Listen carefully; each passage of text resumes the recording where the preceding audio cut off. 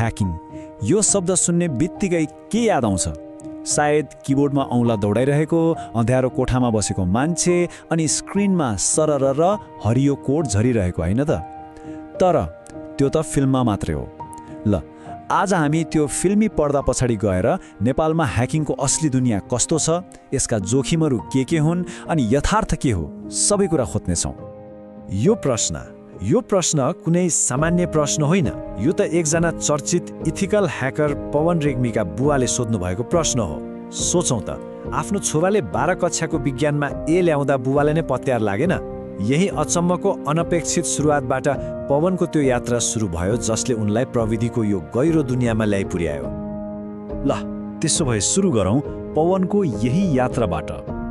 Hacker बन्ने बाटो सधैँ सोचे जस्तो सिधा र परम्परागत हुँदैन। कहिलेकाहीँ त एउटा सानो जिज्ञासा, एउटा सानो घटनाले नै जिन्दगीको बाटो कता मोडिदिन्छ पत्तै हुँदैन। पवनको कथा ठ्याक्कै त्यस्तै हो। हेर्नुहोस् त, उनको यात्रा कहाँबाट सुरु भयो? 12 कक्षामा विज्ञानमा ए ग्रेड त आयो, तर अगाडि के गर्ने, के बन्ने केही थाहा थिएन। अनि एक दिन एउटा साइबर सुरक्षा कार्यक्रममा पुगे। त्यहाँ कसैले सामान्य पासवर्ड पनि कसरी सजिलै देख्न सकिन्छ भनेर देखाउँदा उनी त छक्कै परे। त्यही एउटा झिल्कोले उनको मनमा आगो लगाइदियो। त्यसपछि एकजना दाइले सल्लाह दिनुभयो, भाइ, आफ्नो यो रुचि सँगसँगै पढाइलाई पनि अगाडि बढाऊ। र आज उनी एक सफल इथिकल ह्याकर बनेर त्यही ज्ञान नेपालभरि बाँड्दै हिँडेका छन्। पवनको कथा त एउटा उदाहरण भयो, तर अब कुरा गरौँ हामीले सोच्ने ह्याकर र वास्तविक ह्याकर बीचको भिन्नताको। फिल्ममा जे देखाइन्छ नि, त्यो र वास्तविकतामा आकाश जमिनको फरक छ। त्यो नाटकीय संसारलाई एकछिन बिर्सिदेऊ। वास्तविक ह्याकिङ कस्तो हुन्छ त? त्यो त धैर्य र एकदमै गहिरो अनुसन्धानको खेल हो। फिल्ममा त के देखिन्छ? किबोर्डमा फटाफट टाइप गर्यो, स्क्रिनमा हरियो कोडको वर्षा भयो अनि 30 सेकेन्डमा बुम, सिस्टम ह्याक। तर वास्तविकता त्योभन्दा बिल्कुलै फरक छ। रियल ह्याकिङ भनेको धैर्यताको खेल हो, अनुसन्धानको काम हो, मान्छेको दिमाग र व्यवहार बुझ्ने कला हो। यो त कोड लेख्ने भन्दा पनि जासुसी गरे जस्तो हो। यताउता छरिएका ससाना जानकारीका टुक्राहरूलाई जोडेर एउटा पुरै पजल मिलाए जस्तो। अनि सबैभन्दा अचम्मको कुरा के थाहा छ? ह्याकरको सबैभन्दा खतरनाक हतियार प्राय कुनै जटिल कोड वा सफ्टवेयर नै हुँदैन। त्यो त हो सोशल इन्जिनियरिङ। सुन्दा कस्तो अप्ठ्यारो शब्द, तर यसको मतलब सिधा छ। मान्छेलाई कुराले भुलाएर, विश्वास जितेर वा झुक्याएर उनीहरूबाटै गोप्य जानकारी निकाल्ने कला। यो भनेको कम्प्युटर सिस्टमलाई होइन, त्यो सिस्टम चलाउने मान्छेको दिमागलाई ह्याक गर्नु हो। ल, यो सोशल इन्जिनियरिङ व्यवहारमा कस्तो देखिन्छ त? एउटा उदाहरण नै हेरौँ न। मानौ कुनै ह्याकरलाई यातायात व्यवस्था विभाग जस्तो एउटा ठुलो सरकारी सिस्टमभित्र छिर्नु पर्यो रे। के गर्छ होला उसले? कि सिधै कोड लेख्न थाल्छ? प्राय त्यस्तो हुँदैन। उसको पहिलो कदम त्योभन्दा धेरै सरल हुन्छ। प्रक्रिया एकदमै मेथोडिकल हुन्छ। हेर्नुहोस् है, पहिलो काम त्यो विभागमा काम गर्ने कोही एडमिन वा कर्मचारी को भनेर पत्ता लगाउने। दोस्रो काम उसको फेसबुक, इन्स्टाग्राम वा अन्य सोशल मिडिया प्रोफाइल खोज्ने। अब सुरु हुन्छ जासुसी। उसको जन्मदिन कहिले हो, घरपालुवा जनावरको नाम के छ, परिवारमा को छन्, यस्तै साना साना जानकारीहरू जम्मा गरिन्छ। अनि त्यही जानकारीको आधारमा पासवर्ड अनुमान लगाइन्छ र धेरै पटक त्यो अनुमान मिलिहाल्छ। र यो सबै गर्न कुनै जटिल कोडिङ नै चाहिँदैन। यातायात विभागको यो उदाहरणले एउटा कुरा एकदमै स्पष्ट पार्छ, कमजोरी प्रविधिमा मात्र हुँदैन, हामीले अनलाइनमा जे सेयर गर्छौँ त्यसमा पनि हुन्छ। अब एकछिन अरूको होइन, आफ्नै कुरा गरौँ, हाम्रो डिजिटल बानीहरूको कुरा। हामीले इन्टरनेटमा हरेक दिन जानेर वा नजानेर छोड्ने ससाना डिजिटल फुटप्रिन्टहरू, ती कसरी हाम्रो लागि नै जोखिम बन्न सक्छन् त? ल, एकछिन आँखा चिम्लेर सोचौँ त, हाम्रो सबैभन्दा संवेदनशील, सबैभन्दा गोप्य जानकारीहरू कहाँ राखिएको होला? सायद हामी सोच्छौँ ब्याङ्कको लकरमा होला वा पासवर्ड लगाएको कम्प्युटरमा होला। तर यसको जवाफले हामीलाई साँच्चै नै चकित बनाउन सक्छ।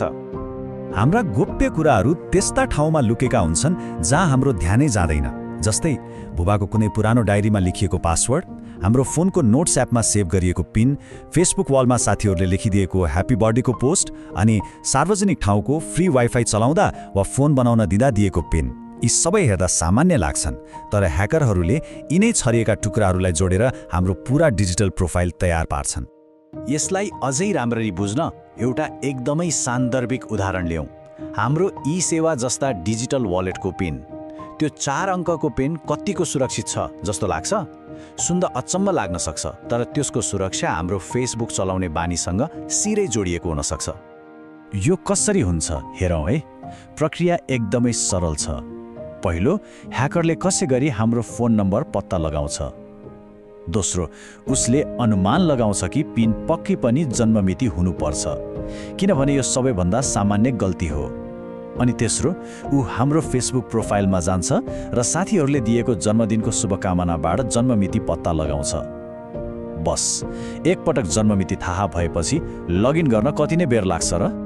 हामीले अनलाइनमा शेयर गर्ने एउटा सानो जानकारीले कत्रो असर पार्न सक्छ भन्ने कुरा यो वास्तविक घटनाले छर्लङ्ग पार्छ।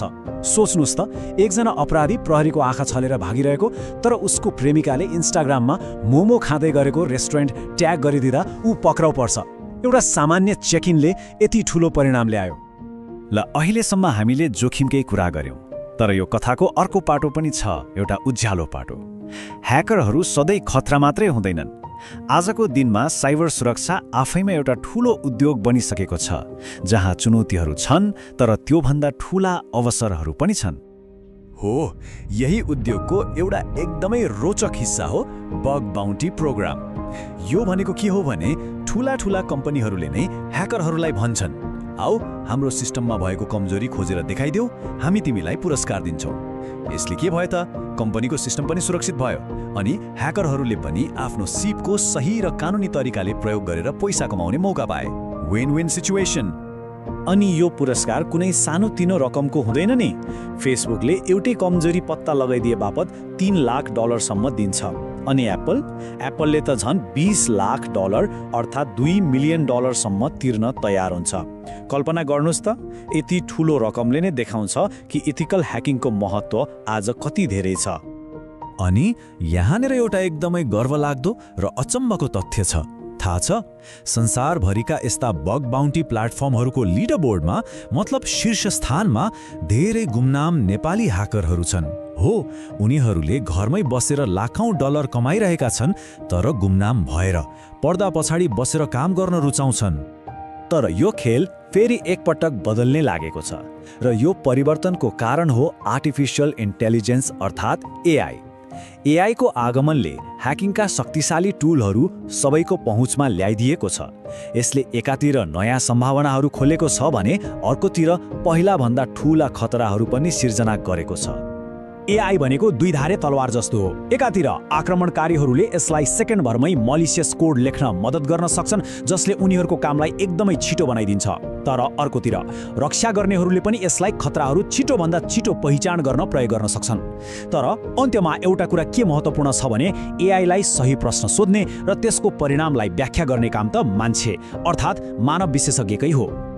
र अन्त्यमा एउटा कुरा मनमा खेलाएर जाउँ, जसले हाम्रो यो पुरै सामाजिक सञ्जालको संसार बनाए, उनै मान्छे मार्क जुकरबर्ग आफ्नै ल्यापटपको क्यामेरामा टेप टाँसेर बस्छन्।